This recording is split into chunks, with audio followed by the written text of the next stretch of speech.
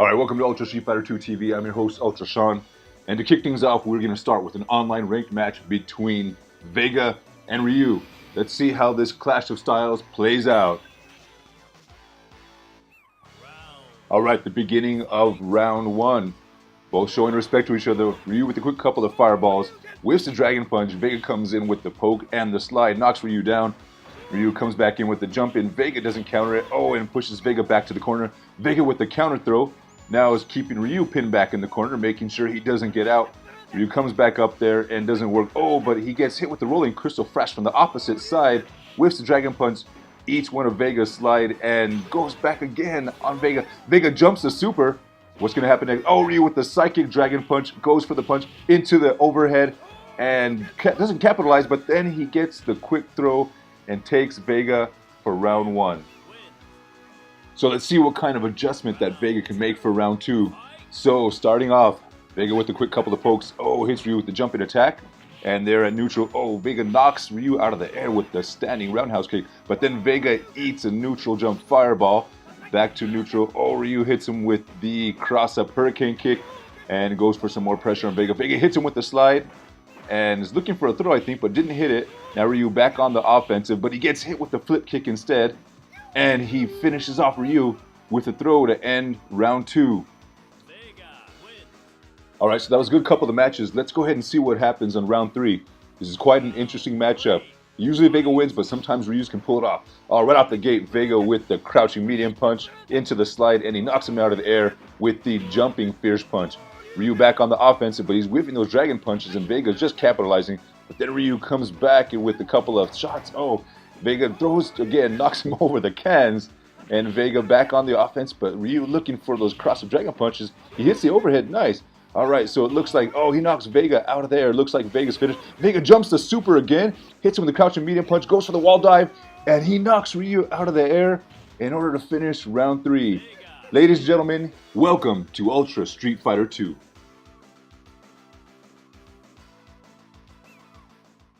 Alright guys, welcome to Ultra Street Fighter 2 TV. I'm your host, Ultra Sean, and today we're going to be talking about Ultra Street Fighter 2.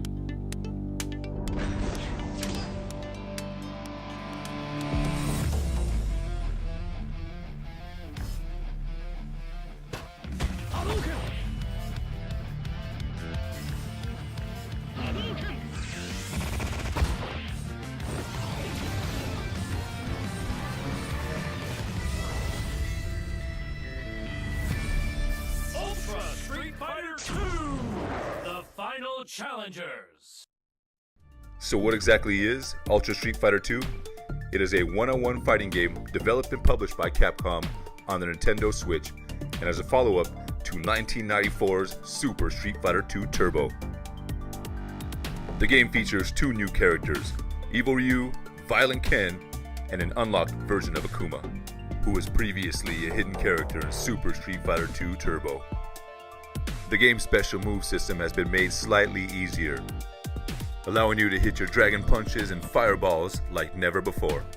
Along with other system changes such as Street Fighter 4 and 5 throw techs, stun and damage rates now being fixed, along with updated high-res graphics from 2008's Super Street Fighter 2 Turbo HD Remix, and sound and voice work from Street Fighter 4.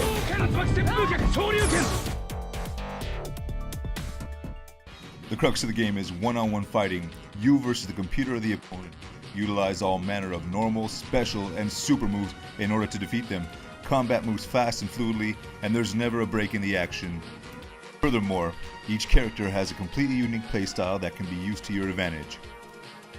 The overall gameplay held up great for 30 years, and the art and music style are still unmatched.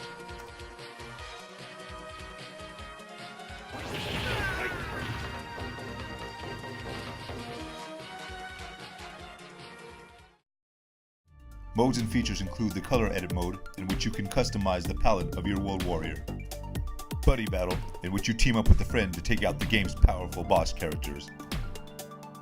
And Way of the Hado, in which you play as Ryu, trying to take out M. Bison and his cronies.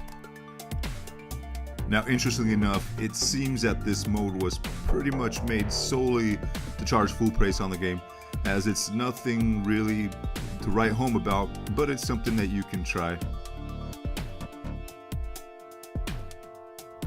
The online mode lets you test your skills against friends and rivals across the globe with ranked matches where you can level up and earn battle points and player points, and fight in casual matches to test out your character and to help learn your character even better. Supplementing the online mode is player data, where you can check your stats and access your replay viewer and add them to your favorites list to rewatch them at any time. Want to get better? Watch the replays, study the matchups, that way you can have the edge over your opponent. Plus, when you beat that 27,000 BP character, you can totally show it off to your friends.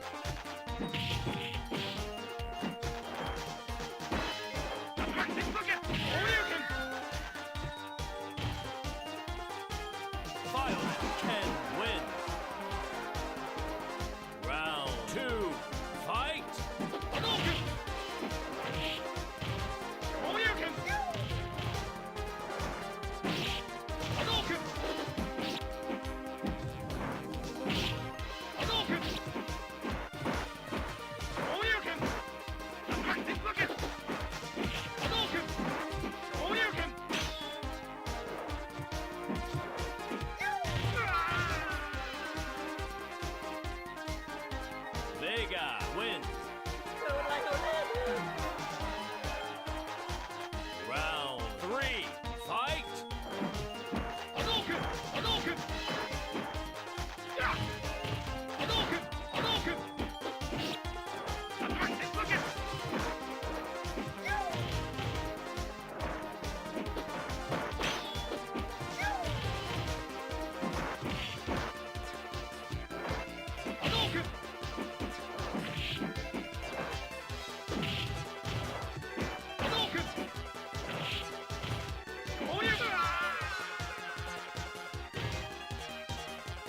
Vega wins.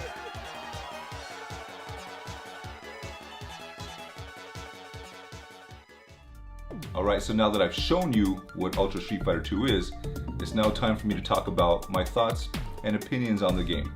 Now, number one, I gotta preface it by saying I've put about 250 hours worth of gameplay in this one, and it's been like mostly ranked online multiplayer matches, a little bit of training mode here and there just to tidy things up, and also like one player arcade mode to see endings and just things like that, get some footage.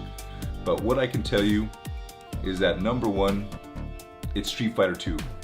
This game's been around for 30 years already. If you love Street Fighter 2, you're gonna like this game. If you don't like Street Fighter 2, you may or may not like this game. You know, it's really just personal preference.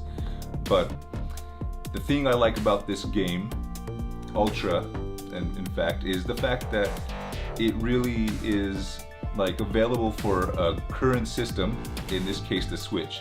Now with the Switch it's great because you can play it on the TV or you can play it handheld. You know, you can take it wherever you want. Not only that too, but you don't need, you know, a bunch of controllers with you. You already have the two Joy-Cons and they can be split up. You can have one for yourself, give the other Joy-Con to a buddy, and you guys sit there and have some versus multiplayer matches going on. It's really nice, you know, it's really convenient, really compact. You can play Street Fighter 2 wherever you want. It's great. Number two is the online mode. Now this one's a bit of a mixed bag, unfortunately. When it plays great and when the connection is good, then it plays like you're at the arcade. Really, it's really good. I routinely play against Japanese players and the connections are great, and you wouldn't know that I was playing against somebody however many thousands of miles away. Unfortunately though, when I play against people across the pond, lag rears its ugly head, and in this case the lag is enough to where you're gonna get frustrated sometimes because you're playing and you know you're a good player and you can take out the opponent, but you got taken out by the lag. You know, the lag bodied you, not the opponent. That kind of sucks, but not really a whole lot you can do about it, but just adjust your timing. So that's It's what it is, you know. Now, the biggest issue with online though, Violent Ken. This character is just top tier, 100% online, and he will destroy you no matter what. Now, there are things that you can do to help, you know, but the problem is though, is if you've got a laggy connection and you got a laggy Violent Ken connection, then the odds are against you 99.9% that you're gonna lose. You know?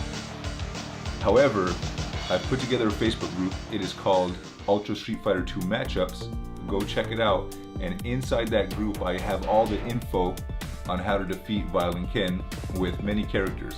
So if you also have information on how to defeat Violent Ken with your character of choice, just let us know. I'll put it up there. That way everybody can figure it out. Other than that though, Violent Ken is pretty godlike online, and it can really hinder the online experience for a lot of players until they get used to that matchup. And even then it's an uphill battle, but that's one thing to keep into consideration.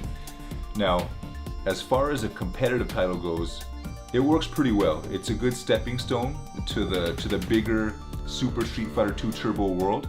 This one you have easier inputs and you have things that are easier for you to get into the game.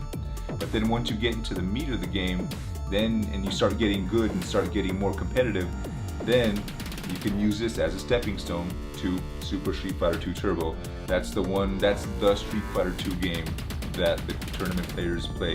And if you decide you want to be one like that, this game is a good way to start. Anyways guys, those are my main thoughts on this game.